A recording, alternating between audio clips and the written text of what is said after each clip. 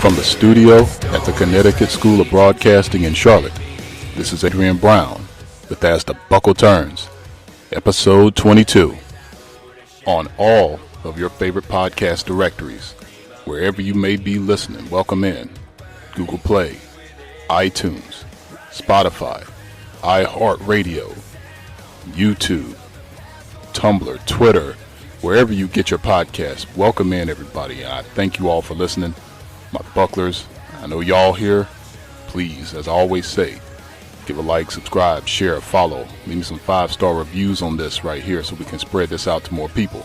And if you're new to this, welcome. Dadgummit, welcome. Me and the bucklers, we also like to make sure you guys have a good experience when you come here. And we thank you all for listening. As I always say, we're all in this together. Let's keep doing this together. Man, a lot of moving and shaking going on in the world of pro wrestling these days, man. AEW is signing a lot of new talent. Obviously, some Impact tapings might be coming to an end. So a lot of the Impact taping, a lot of their talent might be jumping ship right now over to AEW.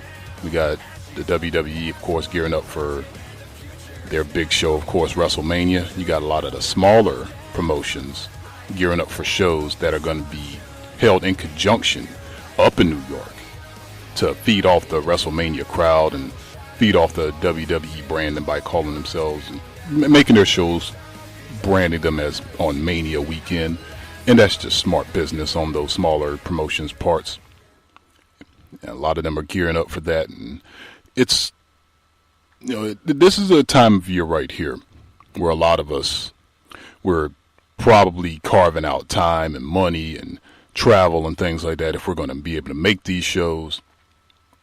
And we're also probably trying to carve out some time, and we're trying to see if we're able to find a good stream or if we're trying to really actually pay for these shows to actually watch them. So this is a time right here where if you watch a lot of wrestling, if you're a big time hardcore wrestling fan, even if you do have casual viewing tendencies, you're trying to figure out a way to watch these shows any way you can. And you're probably going to be watching certain ones a little bit more than others, depending on which ones they've got you invested in more. Maybe you're more invested in the Ring of Honor show with the triple threat ladder match for the ROH title. But not only that, it's going to be held in Madison Square Garden.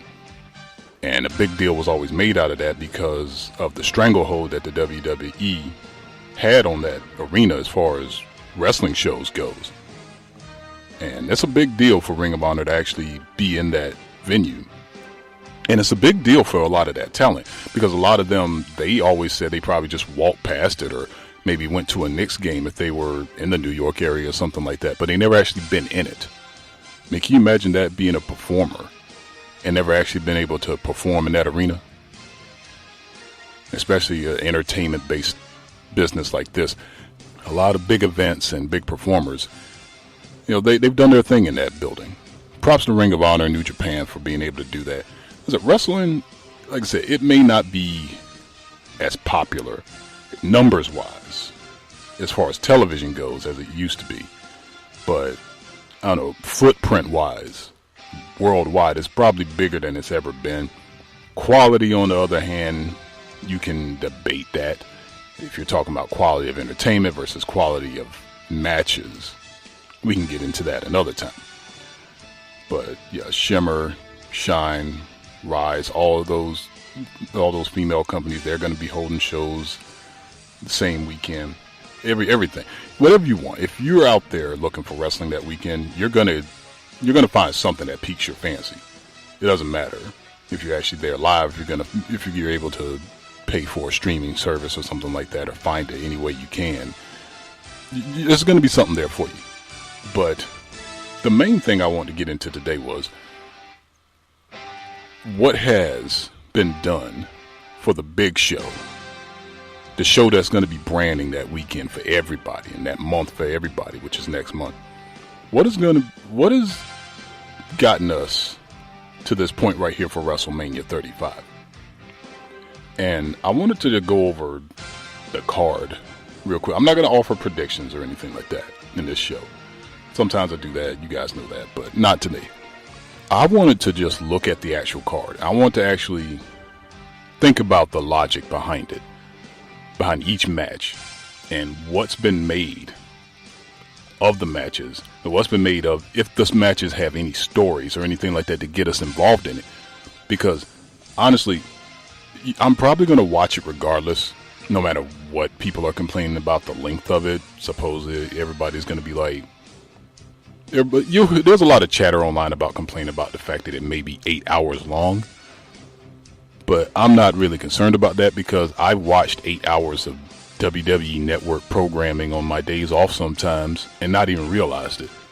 Just flipping back and forth and clicking between NXT, the Monday Night Wars, I don't know, or Eddie Guerrero collection or something like that.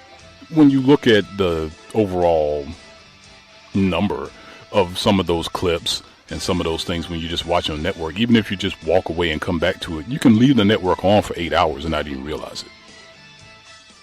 So please, I mean, if you sit there and think about the people that are in the arena, maybe. But if you're sitting at home watching it on the network, it's probably not going to make that much difference to you. You're probably going to get up and get something to eat, even during a match that you like. I mean, sitting there for 8 hours, you got to take a break. You got to go to the bathroom. Imagine if you're sitting in that huge arena and you're those people there. You got to go all the way up the steps or all the way off the field or something like that to go use the bathroom. Your bathroom, if you're using the network, it's at least around the corner. Okay, you got it good if you're watching on your tablet or your laptop or something like that. So don't complain about it being 8 hours. You can always walk away, or you can watch it later.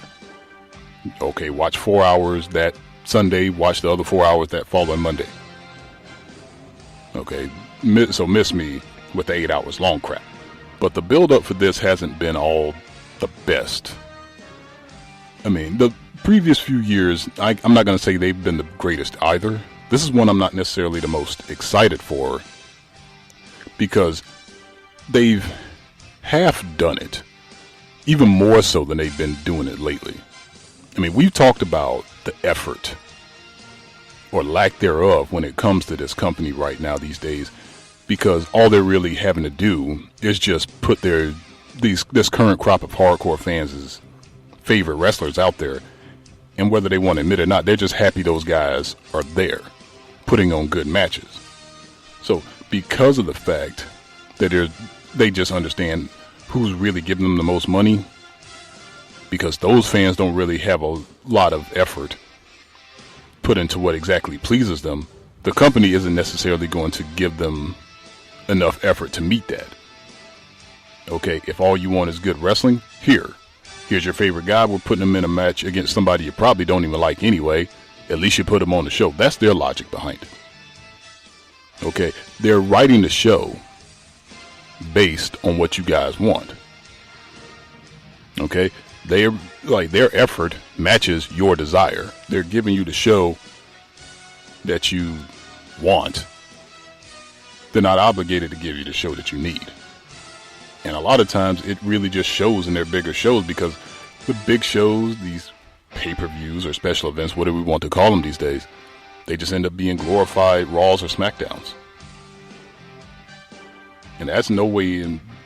Okay, it's not totally not their fault, but it's the climate of this current era. It's the climate of this fan base. Okay? You put on good wrestling Monday through Friday. Okay, it's supposed to be a spectacle those 3 weeks. Well, okay, it's supposed to just be wrestling 101 for the most part those 3 weeks and a build-up. The spectacle stuff's supposed to come at the big show. But these people, I was watching one of the latest 10 Pounds of Gold, and Billy Corgan made a comment about today's wrestling fan, and it really struck me to a point. What Billy said is, well, the market will always dictate what it wants. And the market, we're talking about the current crop of fans.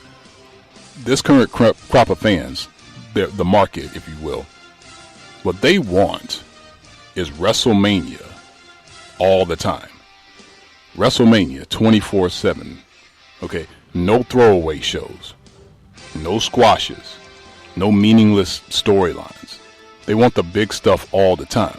We can get into minutia about the free market dictates things and whatnot, but there is such a thing as sustainability when it comes to marketing, when it comes to a business model. If you are a business the size of the WWE, yes, you have a lot of resources. At the same time, can you imagine them having to put on a WrestleMania quality show every month? You would have to, the investment you'd have to make in something like that is not sustainable. There has to be high points. There has to be low points.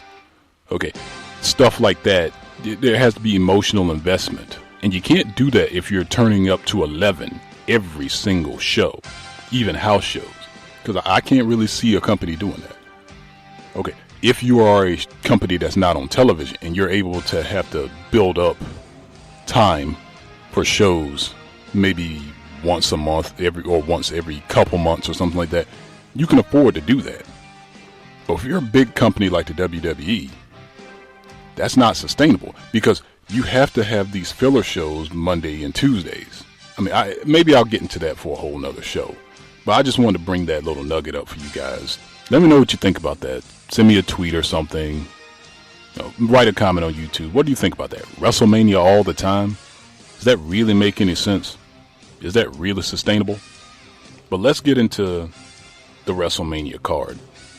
And I'm going to give you my personal thoughts on everything I've seen so far. Like I said, I have been keeping up with the show. I have been watching other shows and things like that. I'm probably going to do some reviews of some of the other shows that are going to happen around the same time and things like that. But for now, let's just go with the WrestleMania card because this is important for this business. WrestleMania is a barometer for everything else that can probably happen during the year, not just for this company, but for all the companies. Because you can feed off of something coming out of this, or you can build off something going into it. And one of the main things I want to get into on this card, I'm going to get into last, and it's not even going to be the main event. So some of these I'm going to spend a lot of time on, some of them I'm not. But let's get into it. Let's see here. Good old Wikipedia. Let's just see here. We're going to start at the bottom here. Okay.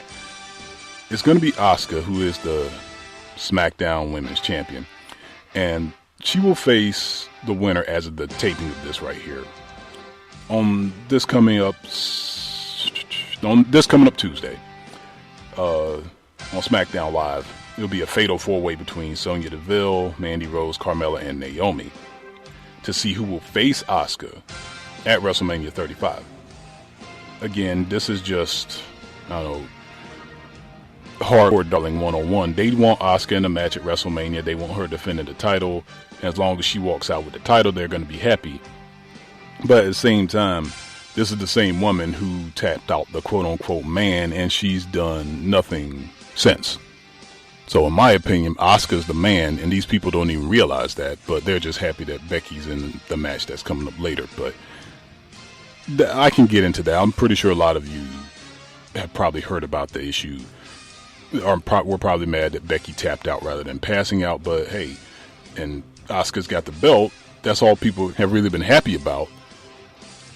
And she's on WrestleMania, so you'd think they'd be happy, but they're not, because she's played a back seat to Becky. So it becomes a circular logic with these people a lot of times, and these fans. But anyway, the logical choice here is probably Mandy Rose, discount Trish Stratus. And I don't understand the hype about these same people are putting on her, but they're going to give Asuka somebody they can beat. I definitely don't believe they won the former champion Carmella or Naomi. I hope it's not Sonya Deville, because I believe Sonya is the real player in that duo with her and Mandy. The WWE, I believe, is missing the boat on her completely, but she needs to find something else about herself to tap into to really connect with the audience completely, because, like I said, she's got something. Yeah, trust me. I know talent when I see it, and she's got it. But Mandy's been in the forefront here, so more than likely she's going to win this fatal four-way somehow, and end up facing Asuka at WrestleMania just to give Asuka her win. But there's no story to that, so why should I care? Period. I don't really care. Asuka is a foreign novelty act. She doesn't really do much for me. She does something for the hardcore base and the smarks, but not much for me. I don't really see the point of it. And they've made me not care about her since NXT, all because she won a few matches. She showed no vulnerability whatsoever. I mean, honestly, I was glad that Charlotte beat her at WrestleMania last year. Did me no, I mean, it made me feel good. It popped when she tapped her out. Yeah, and Asuka tapped too. But I don't see her losing that. I know I said I wouldn't go into predictions, but they're not going to have Asuka lose twice at WrestleMania. Moving on. Samoa Joe, Rey Mysterio for the United States Championship. Rey and Truth versus Joe and Andrade. Rey got the pin on him, and of course, if you pin the champion, even if it's a non-title match, you're the number one contender. Lazy booking. Whatever. I mean, Rey Mysterio's 45. He can still do his thing. Joe, being United States champion, doesn't really do much for the belt. I'd rather it was still on R-Truth, but that's a story for another day. As always, again, no story, no build-up. You pin the guy in a throwaway tag match where neither team that won was going to get a tag team title shot or anything. So why should I care? Like I said, it's just a very lackluster build-up to this until we get to the final few matches. Andre the Giant Memorial Battle Royal. Only one person's been declared, in quotes, for that, and that's Braun Strowman. I mean, this isn't a Royal Rumble or anything. Nobody really announces competitors for this. I don't know. Usually they want to give it to somebody young. They want to give it to somebody up and coming or something like that. So Braun probably doesn't need it. They'll probably all, 10 team him and get him over the top again. I mean, see, Cesaro won it. He probably needed something like that, but then they allied him with Heyman after that. Mojo won it, hasn't done much with it. Baron Corbin has probably been the most, successful after it. U.S. champ, Money in the Bank, power-hungry GM of Raw, a role he handled very well. But anyway, there's probably nothing. That's just going to have to play out as we see it. No build-up to that. You got the newly returned evil Shane McMahon versus The Miz, who's just, I guess, is a babyface now, or is he just angry Miz? All because Shane attacked his father after they lost the tag match against Usos. So now Shane's like the evil, I guess Vince 2.0 all of a sudden. Shane's never really been super angry Shane, but he's not the same attitude era Shane as he is now. It's a little bit different with the way Shane's doing his thing, with the way he's playing his character, because he doesn't have that same passion in his voice as he was when he was younger. So it's hard for me to get into Shane as a villain. I think he should probably stay a more babyface type character, but The Miz has been, this is probably the best, 2.5, 3 years of his career, the way he's been operating on the mic and everything. But my whole thing is, did we totally just scrap the whole Miz versus Daniel Bryan returning angle?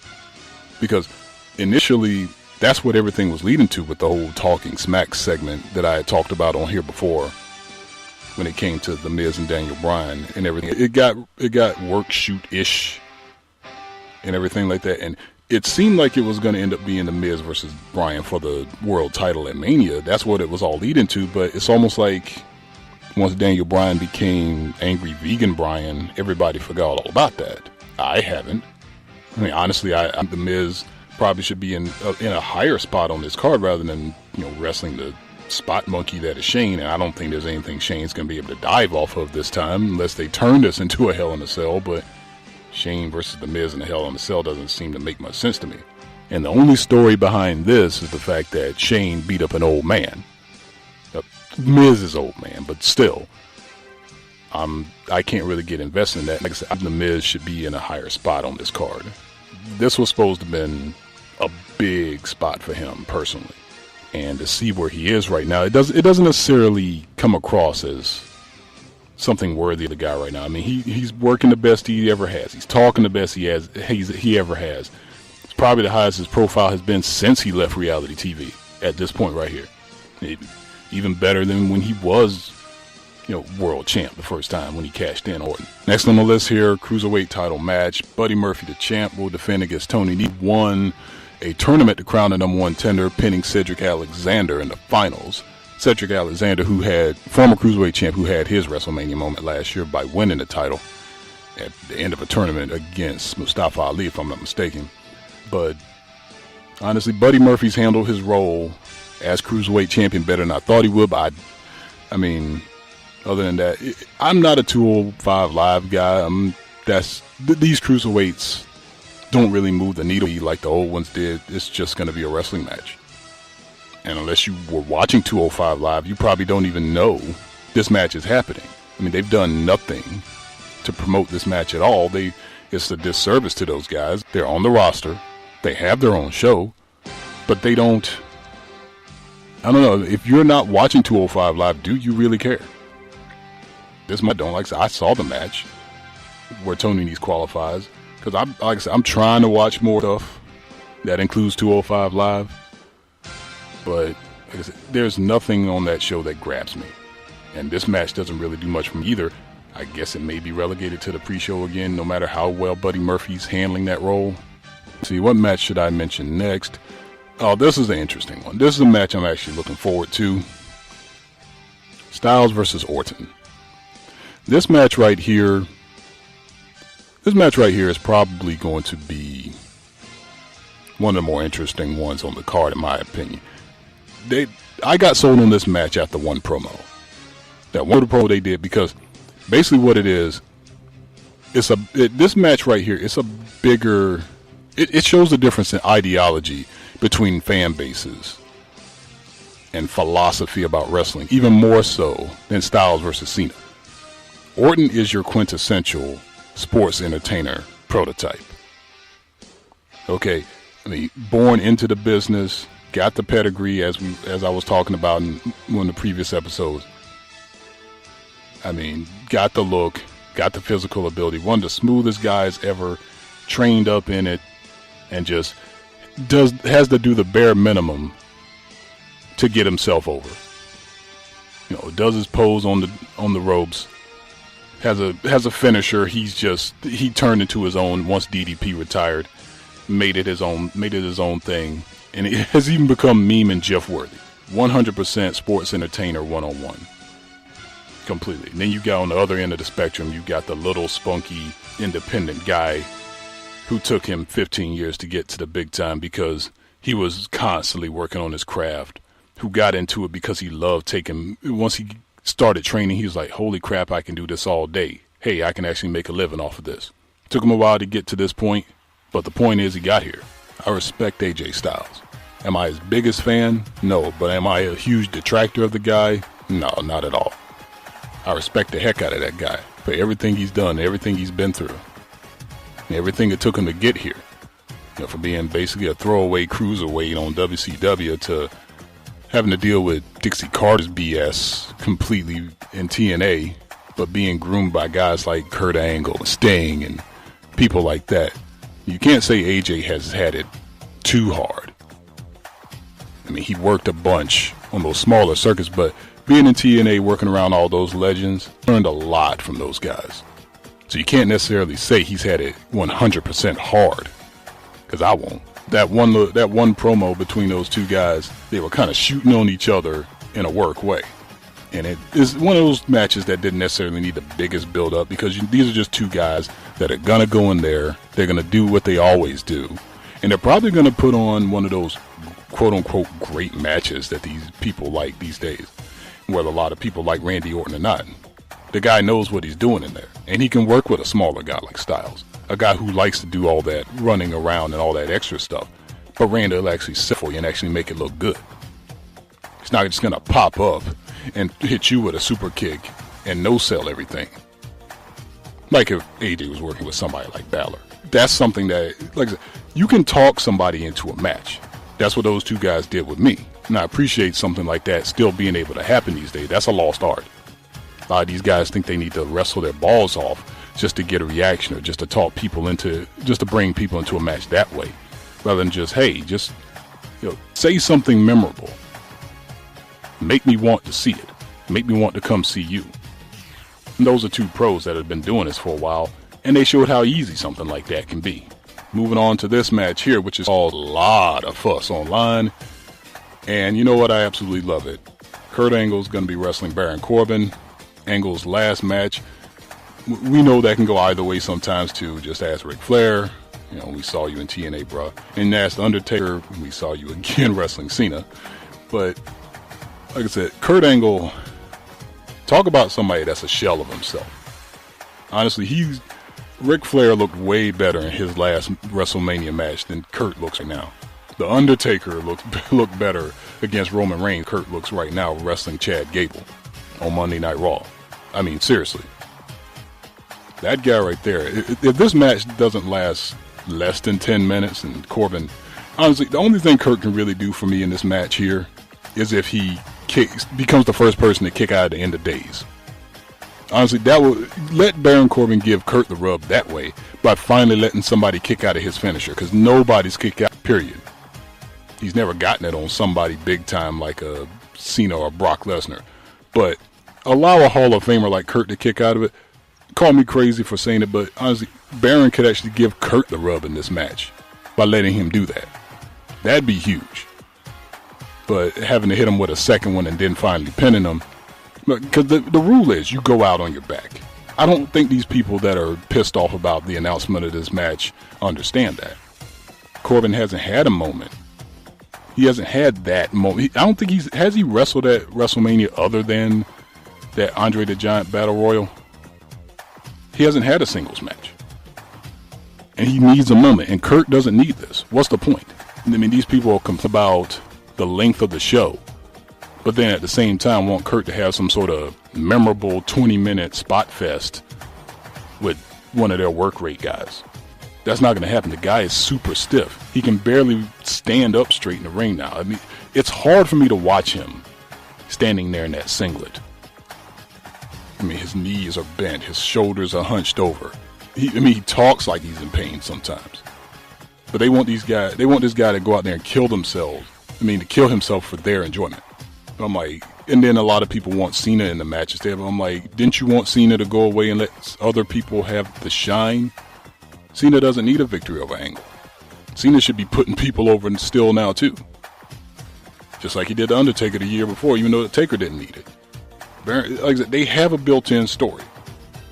And honestly, I want this match to stay in just so it can piss off Smarks. Like I said, I'm all for pissing off Smarks 100% of the time and trolling them all the time. Completely. So when Vince does it, I put him over for doing that. Honestly, keep this match the way it is, Vince. Don't change it. Because they have a built-in story to a point with the whole general manager thing. They never got a chance to resolve that. Okay? Steph fires Kurt in a way and puts Baron Corbin in that position. Kurt never got his job back. And it's going to be a pleasure for Kurt to try and attempt to tap him out. Kurt needs that. That's his logic behind it, and I understand it. Not everybody else does, but too bad. Triple H versus Batista. Here's a match I don't understand. I really don't. I still don't understand.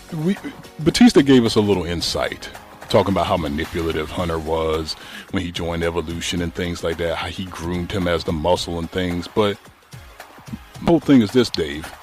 You've beaten Triple H every time. Why do you want to beat him now and risk, I don't know, losing? You're begging for a match with a guy, because ever since he came back the last time, he would constantly, even when before they reformed the little soft reunion of Evolution, he would still point out the fact that Triple H never beat him. He says that all the time, but I'm just like, good. You don't want to give him a chance to beat you now. Can you imagine you get your butt kicked by an over-the-hill Triple H when you did beat Triple H in his prime constantly? It doesn't make any sense. I would understand that Triple H constantly wanted to challenge him, but he never has wanted to challenge Dave Batista, ever. So that doesn't make much sense to me. Dave wants the match so he can end Hunter's career, I guess. But that's all he had to say. I don't know, all that spitting on the mic and everything, he still really didn't. I guess he finally got to the point about it, but so I'm like, that's the whole point of this? so you can end Triple H's career. He's basically out of the ring now. No holds barred is the way the match is being built, but I don't know. I'm not sure how this goes. I'm really not. You beat the guy every single time, yet you want to challenge him one more time just so you can put an end to it for good. Dude, you got it. You've been had it. What do you need it one more time for? He's a pretty egocentric character, so I guess it makes sense. And Triple H defending the dignity of Richard Fleer. I mean, we're doing a lot of kayfabe breaking lately, folks, but whatever. That seems to be a big theme leading up to this whole show. You know? We're going to break kayfabe constantly. All right, we got 3 more matches to go here. Let's run through these. This is where the fun starts. And, let's start with the winner of the Royal Rumble, Seth Rollins, who gets his match. He chose to challenge Brock Lesnar, which was the obvious thing for the Universal title. And basically, there's been no buildup whatsoever because, as usual, Brock is hardly there, so it's hard to get invested in any of his matches, no matter what the show is. And, I don't know, Seth wants to slay the beast. He's got a new Beast Slayer t-shirt, so, about the 15th Seth Rollins shirt in the store. I guess that's good for him. He's going to get a lot of money off merch. I have no investment in this match whatsoever. Because I sit there, I'm just like, so Seth technically he already has a Hall of Fame resume. Grand Slam champion, won all the titles multiple times it seems. Now has won the Royal Rumble, won Money in the Bank, successfully cashed it in, and I guess you can say, because he cashed it in at WrestleMania, he won the main event of WrestleMania. So at this point, the guy, he has a Hall of Fame resume, and it doesn't even seem like it because the guy is kind of underwhelming as a character. You got Brock Lesnar, who I guess has a Hall of Fame resume too, but doesn't have a Hall of Fame, schedule that he works. I understand why the guy's still there. I'm not a fan, but I understand his value. I understand why he's there. But this constant not being able to help build the match because you only have so many dates on your contract, it just doesn't sit well with me. I can remember when Bray Wyatt challenged The Undertaker after he had lost to Brock at WrestleMania, and The Undertaker wasn't there. Bray was at least out there cutting promos and hammering nails in coffins and things like that backstage and vignettes. That at least made you understand what he was trying to do. But because Seth doesn't have a character like that, even he can't talk me into wanting this match. Burning Suplex City to the ground and stuff. I'm sorry, it just doesn't work for me. I can't even talk much about that match because there really isn't much to say. And then the doozy that'll probably close the show, and I have mixed feelings about that. If it does, I don't really care. If it doesn't, probably wouldn't bother me either. The triple threat match for the WWE Raw Women's Championship. Ronda Rousey, the champion, versus Becky Lynch versus Charlotte Flair. Okay, basically, this match right here has been so long-term, overbooked, it's ridiculous. Becky taps out, then bulldogs her way into the Rumble, then wins the Rumble, gets suspended, reinstated, suspended again, told to apologize. Meanwhile, Charlotte doesn't win the Rumble, gets put into the match just because, and I don't know. Ronda Rousey cost them both the title against Asuka, walks away, gets Charlotte disqualified and puts Becky into the match later. There's just been so many ways and so many things they've done to try and get these 3 women all the way here. And all they really had to do was do my suggestion. Just have Becky and Charlotte eliminate each other at the Royal Rumble and just build it that way and just have a whole lot of heat segments. No more matches. That's all they had to do. That's really all they had. Maybe make them tag together a few times just to get some more heat on each other, and maybe have Ronda just come in and suplex them here and there on their show just for the heck of it. A lot of crossover action. That's all they had to do. All this reinstating and suspending and limping around on crutches and all that stuff. I didn't even have a problem with Becky bulldogging her way into the Royal Rumble because we knew it was pretty much going to happen. There's no way they were going to have her go into that match with both titles and win both titles. Not at all. The double elimination would have eliminated a lot of this. and you would have put more resources elsewhere over telling this story. They've booked it over so much right now. I don't really care anymore at this point. And I don't think Ronda's going to lose anyway. If she does, I'd be shocked. But I will give them credit for an attempt at long-term storytelling. That I'll give them credit for. That did at least show a little bit of effort. I just think they overdid it. I'm going to get to this right here. This is one of the main reasons I wanted to record the show. Let's get to Kofi Mania. The match isn't announced yet, but somehow or another, we understand maybe, just maybe, Kofi Kingston has to get in to face Daniel Bryan for the WWE Championship. The big one, the title. I have a little bit of sympathy for Mustafa Ali because he got injured before the Elimination Chamber and everything. We know that was supposed to be his spot. But here's where WWE screwed up with this. Kofi Kingston is rather beloved by everybody. Not by the hardcores, not by the casual. Kofi's loved by everybody because he's kept his nose clean. He's kept his head down. He goes out there. He works hard. He doesn't mail it in. He works with every single thing they've given him. From a faux Jamaican to random tag teams with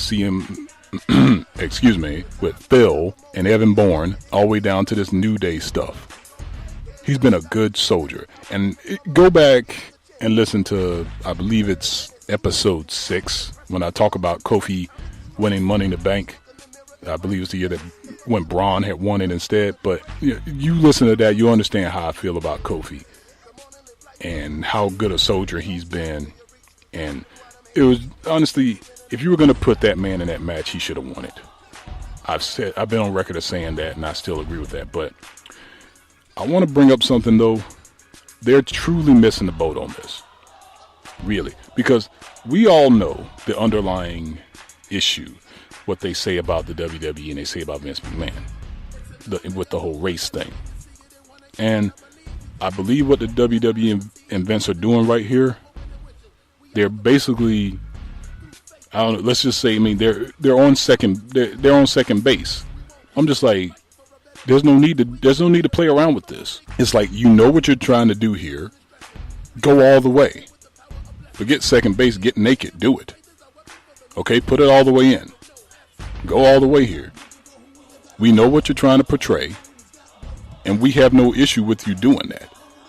Okay, none of these little shots of the New Day back there, talking around it. None of these, work shoots with Big E on Twitter, talking around it. Come out and say it. Do it. Okay? Bring up the issue. Bring race into this. Okay? It would be totally topical. It would be totally mainstream. You want this show to get ratings? You want this thing to happen? Do it. Go all the way with this Kofi Mania thing. But don't be, like I said, but don't go halfway with it. Go all the way with it. Okay? I want to hear it. I want to hear Xavier say it. I want to hear Big E say it. I want to hear Kofi say it. None of that, I done missed time with my kids. I ain't complain. None of, no. You're screwed. Go there and say it. You are screwing our boy Vince. You racist SOB. Okay? Have the New Day come, shout out to my boy Brandon. He's going to love hearing this. We've been talking about this in DMs on Twitter back and forth. I'll get you on the show soon, bud. Just, be patient with me. I'll get you on here. But I got to put this out to the masses right now because this is important. I said, we've been talking about this for at least a couple weeks. Go all the way with it, like I said. I mean, it'll be totally top. Let the New Day come out there when they're singing America the Beautiful or singing the national anthem beforehand.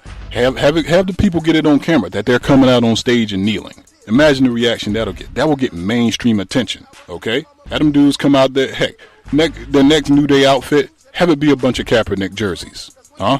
Can you hear that? You already see the wheels turning. Okay? Have Xavier Woods, who has a big platform now, up, down. Have him invite Kaepernick on the show to play games with him. Okay? I'm not saying invite Kaepernick to WrestleMania or something like that. Heck no.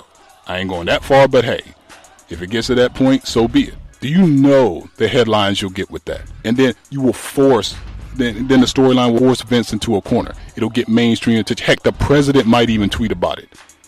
And you know when that guy tweets something, people listen now. And it will get so much mainstream attention. Your show will finally start getting extra eyeballs on it that you never even intended to, and they'll be there. And then you can start doing your irreverent crap all over again. And then they'll finally there'll be something that everybody will be talking about. You want something topical, you want something mainstream, you want something that's going to make some noise. Okay? The new Green Deal, Daniel Bryan stuff, he's talking about baby boomers. Frickin' CNN, I think, even talked about that. You see how that works? Keep it modern. Keep it truthful. Keep it real. Okay? This is about Vince screwing black people over. What better way to do it than that? Heck, and just before I even got on here, Brandon actually sent me a DM about that another show brought that up, and we brought that up 2 weeks ago. Brought up this very Kaepernick idea. Shout out to you, bro. I'll tweet this. I'll mention you in the tweet to this when this goes out there. Go all the way with this. Bring it all in there. I want it all. We want all the smoke when it comes to Kofi Mania. And I don't want a WrestleMania 19 situation. It is so funny that Daniel Bryan, it will have to play the role of Triple H. The one guy he had to surpass to get to where he wanted to be. Now he's that guy. Now he is the authority. Bring it full circle, but this time, put Kofi over. He doesn't even have to hold the title for a year or something like that. And I'm not even going to say he deserves it. But in the way we're describing this, with the manner in which everybody's going about this, okay, you know what those are. Address them. Embrace them. Dive in, man. Vince, you can do this.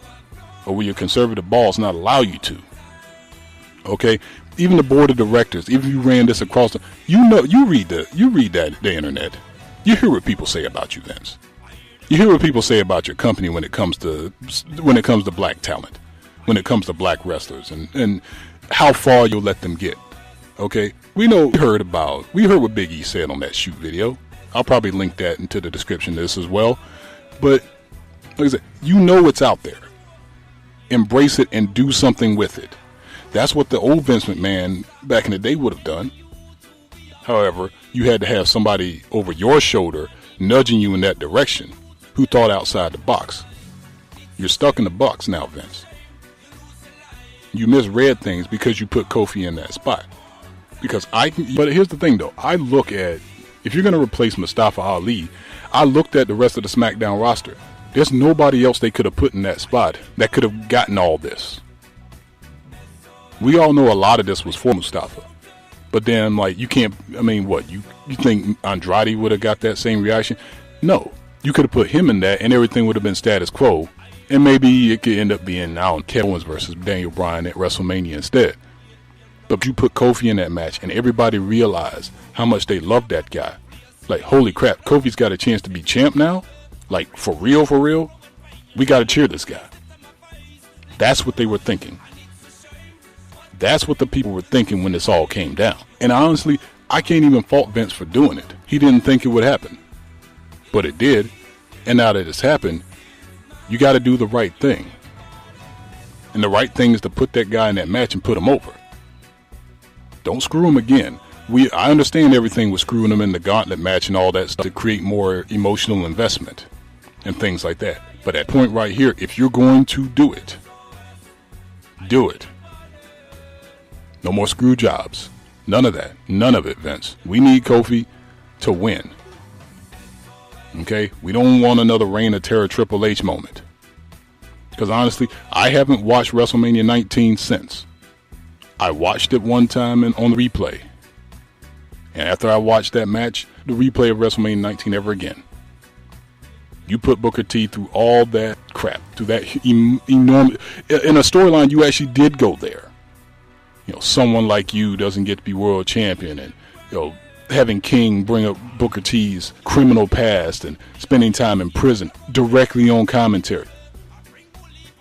You put a babyface through all of that against an overbearing heel like Triple H only to have him not win. I can't see that.